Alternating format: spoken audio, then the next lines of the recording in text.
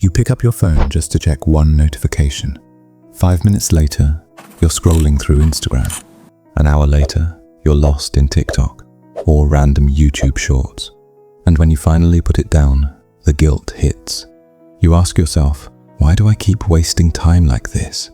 If that sounds familiar, you're not alone. Our phones aren't just tools anymore. They're traps. Every swipe, every ping, every like is engineered to pull you back. But here's the twist. That same device stealing your time can also become the engine that fuels your goals. The problem isn't the phone. It's how we've been trained to use it. And today, I'll show you how to flip the script and turn your biggest distraction into your most powerful productivity partner. Think about this. The average American spends over 3 hours a day on their phone.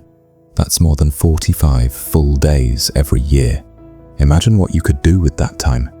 Learn a new skill, start a side hustle, read dozens of books, or just get in shape. 45 days is enough to completely change your life. Instead, most of us trade it away for memes and endless scrolling. Why? Because apps have hijacked your brain. They feed you dopamine every time you get a like or notification, making distraction effortless and focus feel impossible. But you can fight back, and it starts with one hard step. Clean house. Delete or hide the apps that steal your attention. If you can't delete them, shove them into a folder called Time Wasters.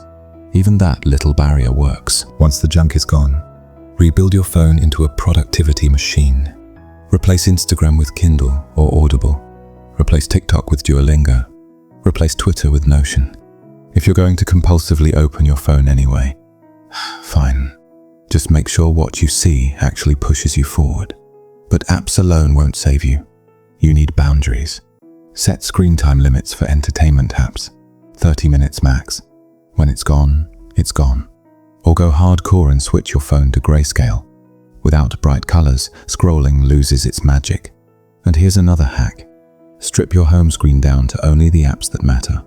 Force yourself to swipe 3 screens deep if you want to open Instagram. That tiny friction breaks the habit loop. And let's not forget, your phone can actually be an incredible tool if you use it right. Listen to podcasts while driving. Track workouts at the gym. Learn new skills from YouTube tutorials. Your phone is basically a supercomputer in your pocket. The problem isn't technology. It's how much of your life you're letting it drain away. Here's a challenge.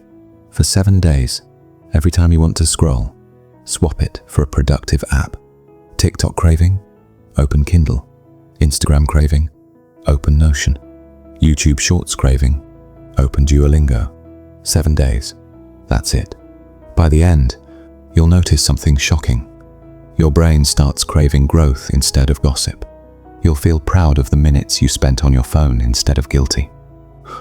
Because at the core, this isn't about deleting apps. It's about taking control. Right now, tech companies control your attention.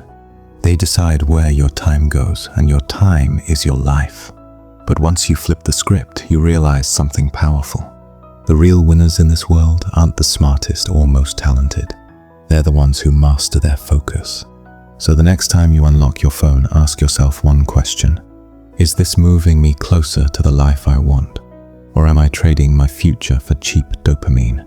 Your answer, repeated day after day, will decide who you become.